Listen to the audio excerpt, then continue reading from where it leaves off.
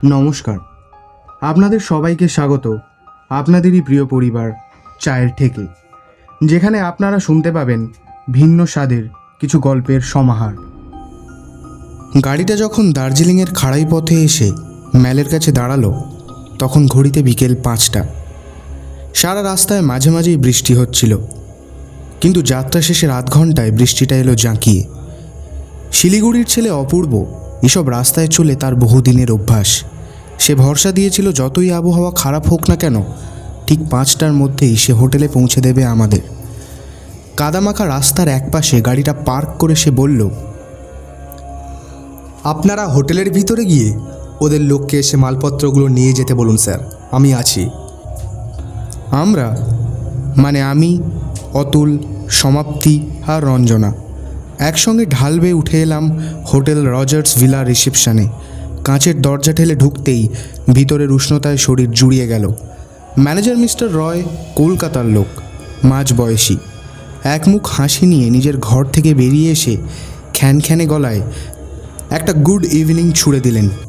অতুল বলল, If you can please tell your man to collect our luggage from the car. Oh yes, he must have gone by this time. বলতে বলতেই দেখি দুজন নেপালি ছেলে আমাদের 3টে স্যুটকেস আর 2টো হ্যাভারস্যাক নিয়ে উপস্থিত। পিছনে অপূর্ব, সে এসেছে গাড়ির ভাড়া বুঝে নিতে। আমি পকেট থেকে টাকা বের করে দিয়ে বললাম, ভাই গুনে নাও একবার। টাকা গুনতে গুনতেই সে আমায় চাপা গলায় বলল, স্যার এখানে কদিন থাকার প্ল্যান আপনাদের?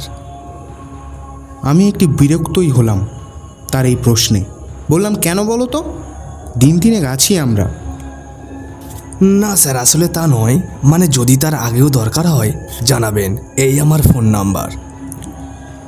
এই বলে ঝটপট আমার হাতে একটা ছোট্ট কার্ড ধরিয়ে সে ঝড়ের গতিতে বেরিয়ে গেল।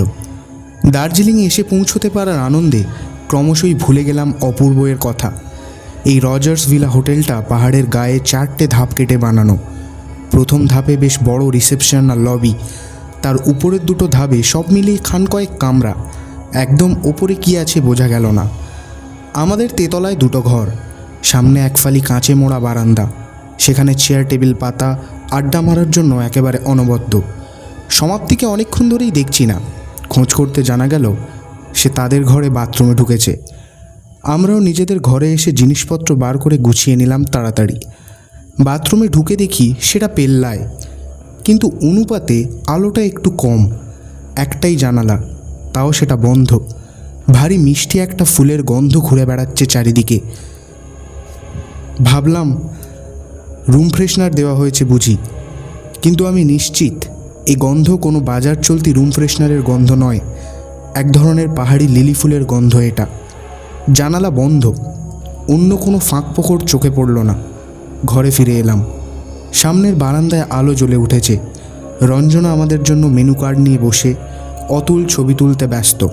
খানিক বাদেই গরম গরম চিকেন পকোড়া আর ধুমায়িত মোমোর এবং কফিতে ডুবে গেলাম আমরা। বাইরে বৃষ্টিটা বেশ বেড়েছে, ছাতা নিয়ে লোকজন চলাচল করছে। ডান দিকে একটু চড়াই উঠলেই ম্যাল। বাইরের চলমান দৃশ্য দেখে এ হোটেলের ভেতরের নিস্তব্ধতার আন্দাজ মিলবে না। সময় যেন থমকে দাঁড়িয়ে আছে এখানে। রিসেপশনে লাগানো ছবি দেখে জানলাম রজার কেন্ট নামে চা বাগানের এক ম্যানেজার তৈরি করেছিলেন এই বাড়িটা 1904 নাগাদ সম্ভবত, অর্থাৎ বঙ্গভঙ্গের 1 বছর আগে। কেন্টের সঙ্গে কোম্পানির বনিবনা না হওয়াতে তিনি চাকরি ছেড়ে এই হোটেলের ব্যবসা শুরু করেন। ইংল্যান্ড থেকে মানুষজন যখন এখানে আসতো, তখন এখানেই তারা উঠত। সাহেব তার সঞ্চয়ের সব টাকা লাগাতে কার্পণ্য করেননি এই হোটেলে। দিনের পর দিন একটু একটু করে সাজিয়ে তুলেছিলেন হোটেলটা। বুঝলে, সারা বাড়িটা কিন্তু আমার কাছে খুব ইন্টারেস্টিং বলে মনে হচ্ছে, অতুল বলল। সমাপ্তির নেশা হেরিটেজ, সে বলল। বাড়িটার ওপরে একটা এটিক আছে, খেয়াল করেছো? মানে বাংলায় যাকে বলে চিলেকোঠা। সাহেবি বাড়িতে এ ধরনের এটিক থাকে, আর তাকে ঘিরে থাকে নানান কাহিনী। কাহিনী বলতে কাহিনী নানা রকম, ওই যেমন হয় আর কি। রঞ্জনা কফির কাপ হাতে নিয়ে প্রায় নিঃশব্দে একটা চুমুক দিল। মোবাইল ফোনে চার্জ থাকলেও সিগন্যালের নামগন্ধ নেই। অতুল ফোন ছাড়া এক মুহূর্ত থাকতে পারে না, তাই এই মুহূর্তে সে হতাশ। যাবে নাকি একবার বাড়িটা ঘুরে দেখে আসি? আমি বললাম অতুলকে। সমাপ্তির যাবার ইচ্ছে থাকলেও সে রঞ্জনার সঙ্গে আড্ডা দেবে বলে বলল যে না। অতুল আর আমি বারান্দা পেরিয়ে সিঁড়ি দিয়ে নিচে নেমে এলাম।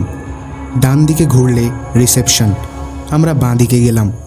এটা বাড়ির পিছন দিক, বেশ খানিক আলো আঁধারি। আসলে রিসেপশনের ঝকমকে আলোর পাশে বলেই হয়তো অন্ধকারটা খুব চোখে লাগছে। যেখান দিয়ে হেঁটে এগোচ্ছি সেটা একটা একফালি করিডোর। দুপাশের দেওয়ালে দামি কাঠের প্যানেলে বেশ কিছু হাতে আঁকা ছবি। আমার আগে আগে চলেছে অতুল। তার মোবাইলের আলোতে একটা ছবির উপর পড়তেই চিনতে অসুবিধা হলো না। এটা হলো পাহাড়ের গায়ে রজার্স ভিলার ছবি, ওপরে চিলেকোঠা সমেত। এক ঝলক ছবিটার দিকে তাকিয়ে একটা জিনিস লক্ষ্য করলাম। আধো অন্ধকারেও চিলেকোঠাটা যেন বেশ উদ্ভাসিত। আর্টিস্টকে বাহবা না দিয়ে পারলাম না তার এই অঙ্কন কুশলতার জন্য, কিন্তু মনের মধ্যে আরেকটা খটকাও লেগে রইল। অন্ধকার করিডোরটা যেখানে শেষ হয়েছে সেখানে একটা ভারী পর্দা টাঙানো, চারিদিকে একটা ভ্যাপসা গন্ধ। এর পিছনে কি আছে বলো তো? অতুল প্রশ্ন ছোঁড়ে আমাকে। পর্দা সরিয়ে দেখা যাক। দুজনে মিলে হাত লাগিয়ে পর্দা সরাতেই এক রাশ ধুলো উড়ে এলো। দুটো মোবাইল টর্চের আলোয় মনে হলো ভাঙাচোরা একটা রেস্তোরাঁ। কি বিভৎসভাবে পুড়ে গেছে চারিদিক। টেবিল, চেয়ার, বার কাউন্টার, দেওয়াল, কার্পেট ছাড়খাড় হয়ে গিয়েছে, শুধুমাত্র তাদের কঙ্কাল দাঁড়িয়ে। সিলিং থেকে ঝাড়বাতি, ইলেকট্রিক তার, পলেস্তারা খসে ঝুলছে চারিদিকে। আমি আর অতুল দুজনেই চুপ মেরে গেছি। একটা ঠান্ডা হাওয়া যেন ঘুরপাক খাচ্ছে চারিদিকে। আর ঘরটার মধ্যে একটা মিষ্টি গন্ধ, সেই পাহাড়ি ফুলের গন্ধ। চলে আয় অতুল বলেই আমি পিছন ফিরলাম। খানিক এগিয়ে সিঁড়ির কাছে এসে দেখি অতুল নেই। দৌড়ে ফেরত গেলাম সেই রেস্তোরাঁর দরজায়। দেখলাম অতুল কেমন অসাড় একটা দৃষ্টি নিয়ে দাঁড়িয়ে আছে সম্বিতহীন অবস্থায়। হাত ধরে হ্যাঁচকা টান মেরে ওকে নিয়ে আসতে হলো সেই মুহূর্তে। ওপরে উঠে দুজনেই কেউই আর বললাম না সেই ঘটনার কথা। রাতে খাওয়া দাওয়ার আগেই অতুলের জ্বর এলো। আওয়াজ শুনে বোঝা যাচ্ছে বাইরের বৃষ্টিটা এখন আর ইলশে গুড়ি নেই, বরং ঝমঝমিয়ে।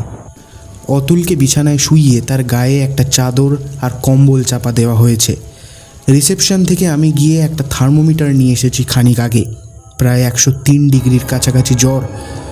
সমাপ্তি তার মোবাইলে চেষ্টা করে চলেছে ডক্টর রণজিৎ চৌধুরীকে। রণজিৎ আমাদের প্রতিবেশী, ডাক্তার হিসেবে বেশ নাম করেছে সে। চিকিৎসার ব্যাপারে সেই আমাদের শেষ ভরসা। বার পাঁচেক চেষ্টা করেও লাইন পাওয়া গেল না। পালা করে আমরা একে একে সবাই নিজেদের ফোন থেকে চেষ্টা করে চলেছি। একবার আমি বাইরের করিডোরে গিয়ে দাঁড়ালাম। নিজের মনে ফোনটা কানে নিয়ে কখন যেন একদম সিঁড়ির কাছে চলে এসেছিলাম খেয়াল নেই। হঠাৎ নজর গেল নিচের দিকে, যেখানে সিঁড়িটা শেষ হয়েছে। এক রাশ জমাট বাঁধা অন্ধকার সেখানে। বুকটা কেমন ছ্যাঁত করে উঠল। চোখের ওপরে ভেসে উঠল রজার্স ভিলার সেই পুরনো ছবিটা, যেখানে চিলেকোঠার মধ্যে যেন আলো জ্বলে উঠেছে। তাড়াতাড়ি ফিরে এলাম ঘরে। ঘরে ঢুকতেই একটা অস্পষ্ট গোঙানি। বুঝলাম অতুলের জ্বরটা বেড়েছে। সমাপ্তি একটা ছোট টিফিন বাটিতে জল নিয়ে একটা রুমালে ভিজিয়ে চেপে ধরল অতুলের কপালে। ঘরের মধ্যে একটা নিস্তব্ধতা। আচমকা বাতিটা নিভে গেল, লোডশেডিং। আর ঠিক তখনই বাথরুমের কাঁচের জানলাটার পাশ দিয়ে স্পষ্ট দেখলাম একটা মানুষের ছায়া যেন সরে গেল। দৌড়ে বাথরুমের দিকে যাব ভাবছি, কারেন্টটা চলে এলো। আর সেই মুহূর্তেই ঝনঝনিয়ে বেজে উঠল সমাপ্তির ফোন। হ্যাঁ রণদা, আমি ফোন করেছিলাম। আমরা দার্জিলিংয়ে। হ্যালো, শুনতে পাচ্ছ? হ্যালো। আরে অতুলের 103-4 জ্বর উঠে গেছে সন্ধ্যা থেকে। কি বলছো ওটা কি? আমার ইশারা দেখে সমাপ্তি দৌড়ে বারান্দায় চলে গেল। বাকি কথাবার্তা আমরা ঘরের ভেতর থেকে শুনতে পাচ্ছিলাম। আমাদের তো ফিরতে ফিরতে আরও 3 দিন রণদা। ও ওষুধ পাঠিয়ে দিচ্ছ ছবি তুলে? ঠিক আছে, তুমি না আমার সঙ্গে সঙ্গে অতুলের ফোনেও একটু পাঠিয়ে দাও। এখানে নেটওয়ার্কের খুব সমস্যা চলছে। খানিকক্ষণের মধ্যেই ওষুধের নাম ইত্যাদি পাওয়া যেতে আমি গিয়ে ম্যানেজারের ঘরের দরজায় ধাক্কা দিলাম। এই বাদলা রাতে ওষুধের দোকান খোলা না পেলে আমার চেয়ে অনেক বেশি কাজে আসবে কোনো স্থানীয় মানুষ। এজন্যই হোটেলের কোনো কর্মচারীর সাহায্য চাই।